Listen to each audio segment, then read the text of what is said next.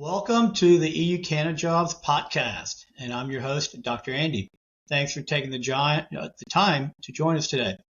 We're excited to have a guest all the way from South Africa with us today, Gareth Chetty.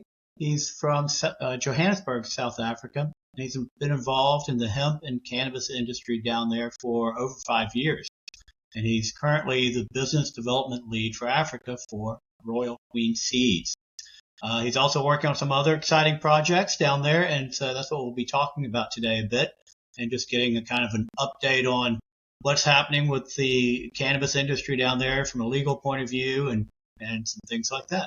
So welcome, Gareth. Thanks for joining us today. Nice to get some time to talk with you again. Hi, Andy. Thank you for having me. I look forward to chatting to you more about the exciting stuff that's happening in South Africa. Yeah, great. Well, why don't we just start by having you just tell us a little bit about yourself, how and what you've been doing down there, how long you've been in the industry, some general stuff. Okay, cool. So my journey actually started in the Netherlands when I moved with my wife to the Netherlands for job opportunities on that side. And that's when I got acquainted to Royal Queen Seed and obviously the cannabis industry in Amsterdam. And it was very new in South Africa, so we heard about it, but we didn't know anything about it.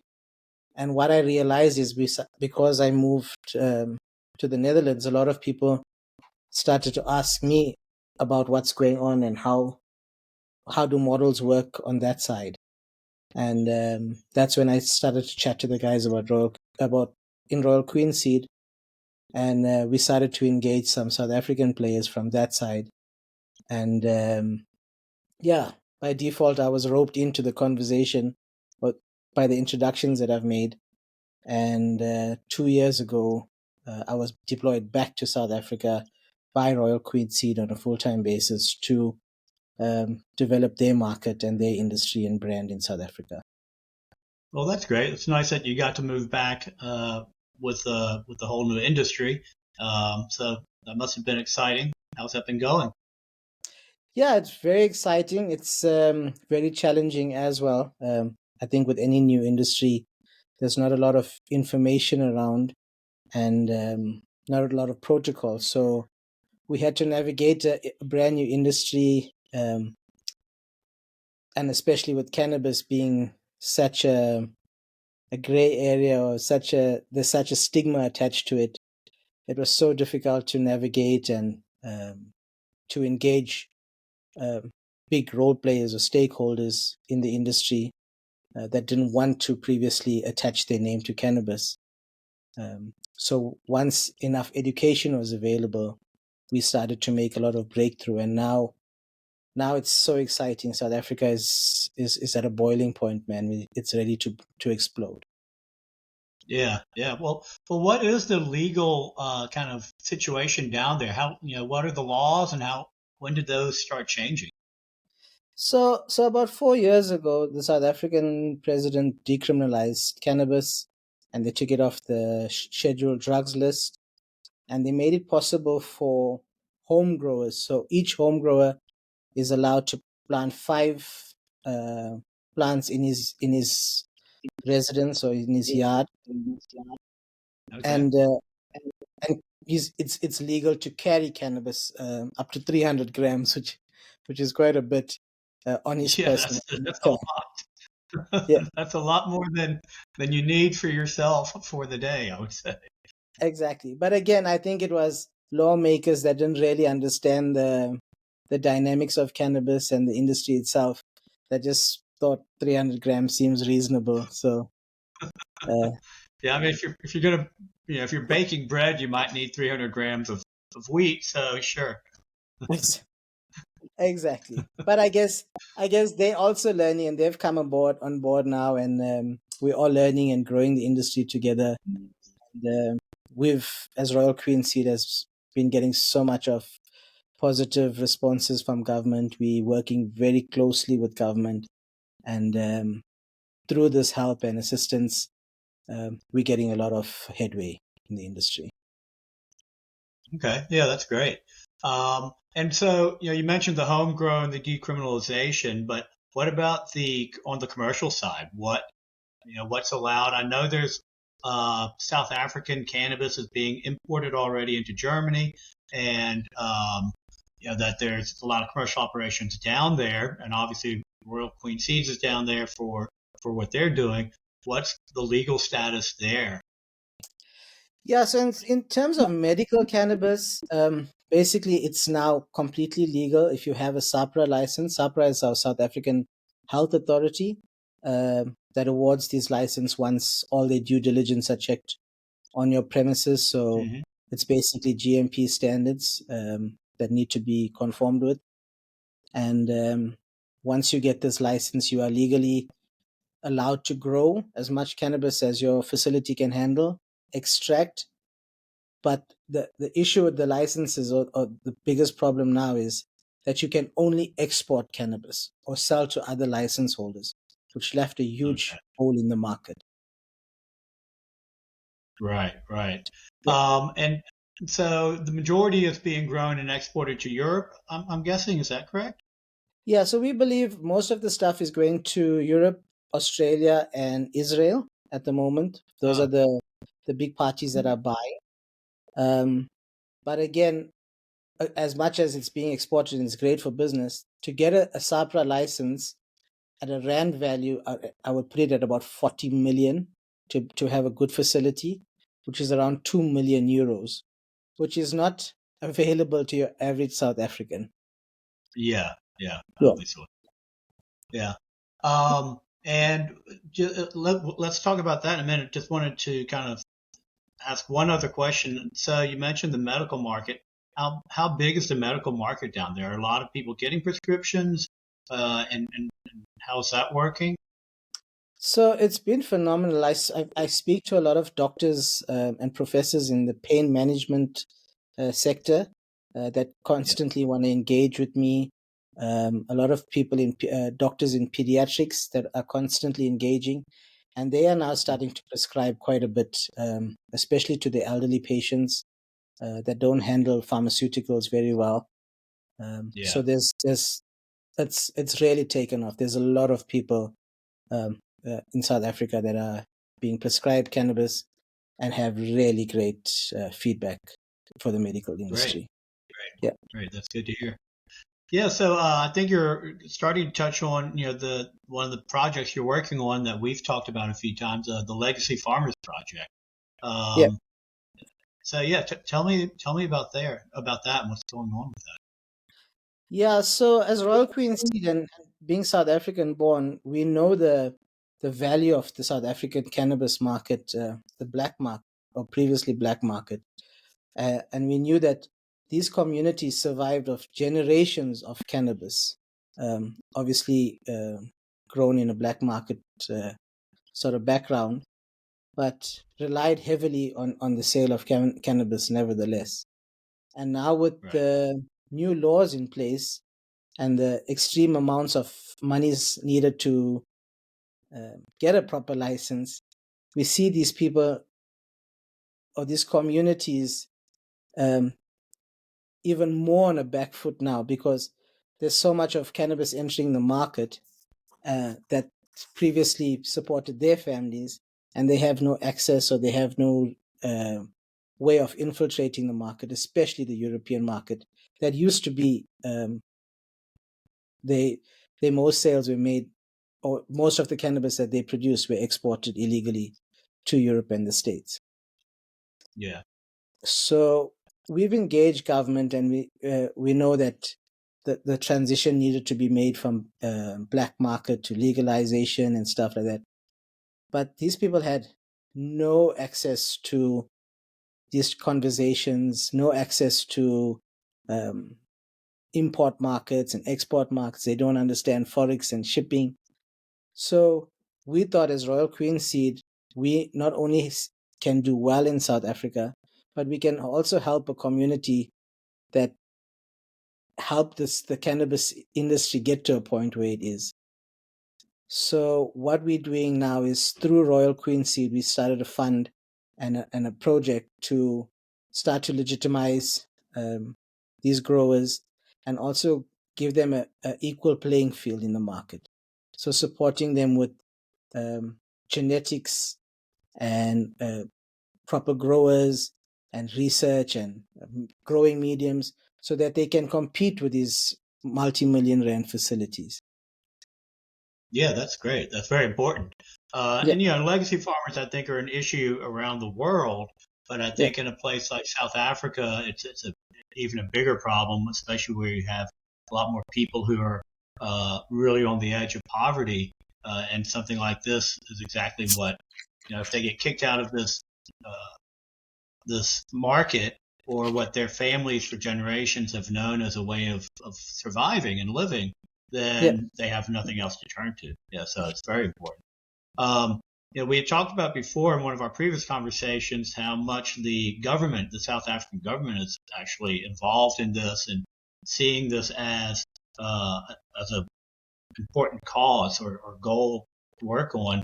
Um, I know in other countries, the U.S. and places in Europe in particular, the government says if you've been involved in the market before it was legal, you're not allowed into the new market. And it sounds like South Africa is doing the opposite, trying to help them. Can you tell us how that's been, what the government's doing, and what it's like to work with them on this? yeah. I think South Africa has had so many challenges over the last year, which I guess is normal with uh, going as such a young democracy. We're only 30 years into our democracy. So Sure. I think our unemployment rate now is currently one of the highest in the world. And the studies that we've done, we've not been able to formalize it yet, but we understand that between 80 and 120,000 people make a living directly of cannabis. So the Wow. government has realized that with this high unemployment and poverty rate, if we take this industry away from them, we're going to be stuck with 120,000 more people to support from a government level. Yeah. Um, so they're very wary of that, and they've they've they've to, they've really engaged with the communities, the local communities, the bigger communities where cannabis we're growing. We've just come out of a expo, and I've been invited to another chat with the MEC next week, where they wanna incorporate these legacy farmers and help them to be more established in the market. Okay.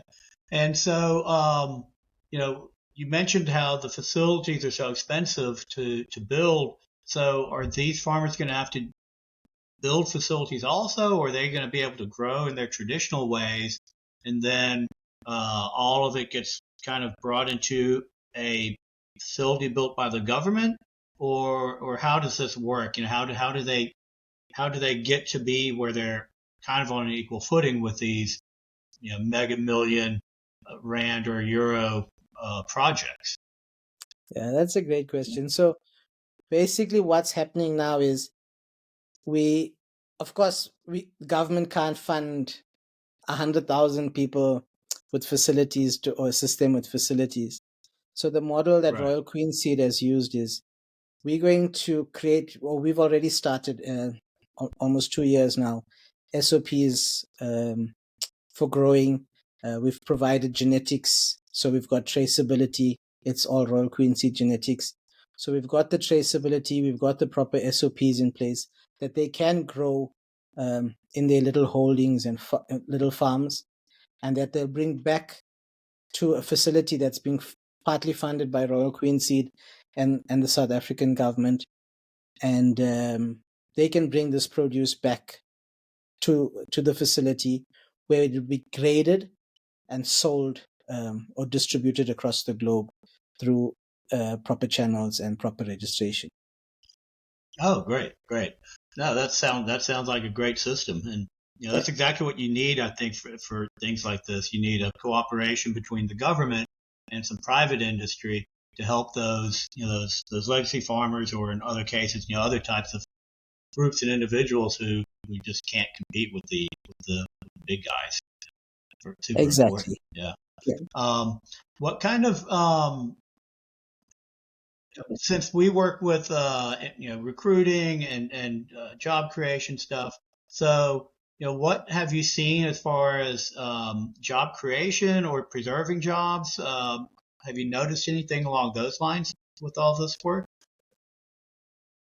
Yeah, so Andy, from what we've seen this, and even when I speak to young adults leaving school or about to enter the work market, and when I give advice, I say get into cannabis because there's such a lack of talent in the space. And I'm talking about holistically around in all markets. The license holders that I'm talking about that spent millions and millions of rands on facilities, there's a few of them that are 2 or 3 years later in the process that still haven't been able to get going because they didn't have the skill they needed. They didn't have master growers. They've got bad crops. They didn't have proper lighting. They couldn't get their export permits. It was just everything around this market is so new, and there's just no skill around. So as South Wow. Africans, and when we also engage with government, we show them the potential of this market, not only to sell flower, but what comes, the ripple effect of jobs, I think would be created in the thousands. Yeah, yeah, definitely. And, also not just like you said, not just in cultivation, but then you have extraction and other processing jobs and the logistics. I mean, there's so many other jobs, and these are generally good paying jobs. And, if the industry does well, then these jobs will be around for, forever. Yeah. Exactly. And what we're seeing now is we're seeing a few talented people or few knowledgeable people in the market that are hopping around from different facilities because they've got now a track record and are being poached. And these are multi-million rand facilities, well funded from huge industry. So they're being paid whatever they ask for at the moment. So it's a really great space to be if you know what you're doing. Yeah, yeah. And I mean, South Africa is a beautiful place. So, I mean, it's making me wonder if I should go down there for a few months out of the year. Yeah, Yeah, it I've been is a down there. beautiful country, and if you see where these heritage farmers are growing near the coastlines of South Africa in valleys, it's such a beautiful story. They've created. We've had people from that have been in the industry for years now, and have come down to South Africa and tested their products, and are just blown away. And these are not, this is open fields just in sun, but they figured it out over generations, and they produce magnificent quality cannabis. Yeah, that sounds amazing. Yeah. Um, and what is the government doing to help with the whole job side of it? I mean, it sounds like they're doing a lot of other stuff already, but are they setting up training for people and for the companies? I mean, obviously, companies need help because they need skilled people, and the people probably want jobs, but they don't have the skills. Is the government coming in to fill that, or what's happening with that? Yeah, so definitely governments put a lot of funding into that, into training. I've seen now about 7 different government organizations handing out funding for training. So there's a few companies. Chiba is one of the leaders. I think that are. It's actually a university and a certified qualification. If I'm not mistaken, I think it's an internationally recognized certification as well. And government is definitely putting money behind funding of for the funding of training of these people. Okay, yeah, that's great. Yeah. Once Yeah. again, I mean, it's great to hear that the government is so supportive down there. Um, you know, it's similar to, Portugal's government has been very supportive for the cultivation business there, and I mean, it's a good place for many other reasons, including climate, to grow there. But the government support has been one of the big reasons why so many companies have moved there to do cultivation. And now in Germany, of course, with the new laws that have been passed, uh, there's a lot more investment, a lot more interest here. And once again, it's because of the government being there or allowing that to happen, even though the government wasn't 100% supportive here in Germany, but in the end they were. Um, What kind of collaboration do you see between, for instance, Germany and South Africa? Now that I mentioned the two, I mean, there's already some stuff happening, but do you see a lot more stuff coming down the road for that? Yeah, definitely. There has to be collaborations with Europe and the States and South Africa in order for the South African economy to thrive, or the previously disadvantaged or legacy farmers, as you call them, to thrive. And we, on many calls, I've reached out to people, showing them the importance of supporting these smaller businesses and these local heritage farmers. And again, I would urge German buyers or buyers across the globe to support these initiatives, and to not only just to create and sustain these livelihoods that are in such a vulnerable position at the moment, but also to create competition in the market, where the market doesn't become cannibalized by big corporates like every other brand that we see. Yeah, and I mean, I think one thing that we saw, for instance, in beer, the beer industry or alcohol industry in general, is you always had these giant companies, but then you started getting the craft beer movement. Then later, you also had the craft liquor movement. And Yeah. in the U.S., in Canada, you already see the craft cannabis movement. So, I mean, my prediction is we'll actually see that happen a little bit more quickly in Europe, just because people are now familiar with big brand cannabis and craft cannabis. So I think a lot of people will switch directly to craft and stay away from the big brands. Um, I think that'll work well for South Africa also. Um, Yeah. but how will that, like, are you looking at through these projects, are you looking at marketing it in a particular way so people know that it comes from these heritage or legacy farmers? Or how is that going to be differentiated? If I'm here in Germany and I'm a consumer, how do I know, what we're talking about, or what it is? Yeah, so we're working on a brand with South Africa, and we've been with a few government departments now, trying to figure out how to um, ensure that these legacy farmers are represented well overseas.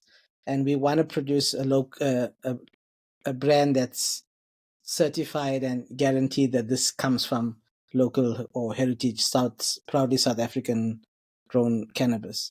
So we are working on a brand, and there's registrations being taken place. Royal Queen Seed itself is looking at registering a few of the local cultivars that have been found here.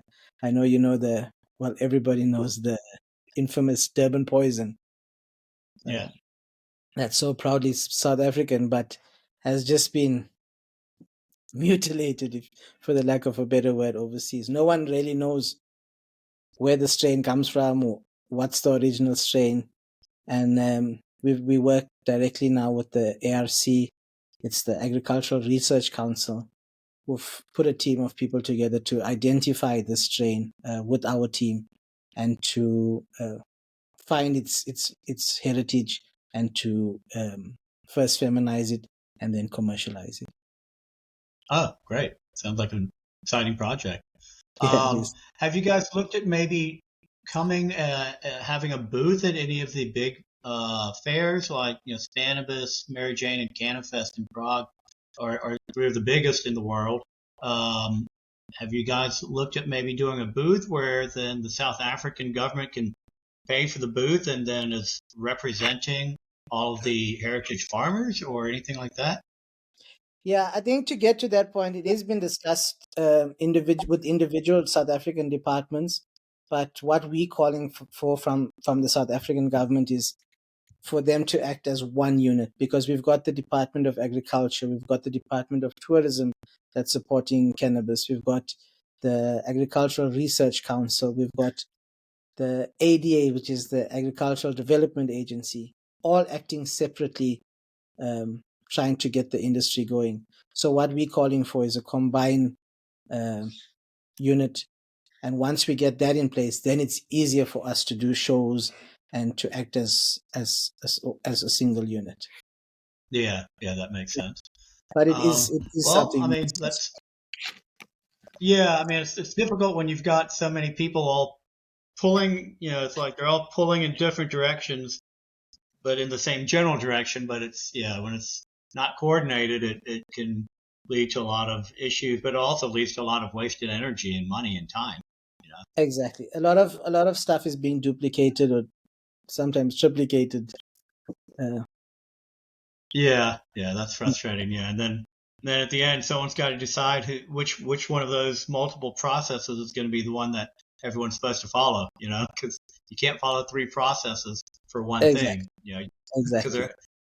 they don't agree exactly, so they'll be contradictory. So you got to figure out what's the best way.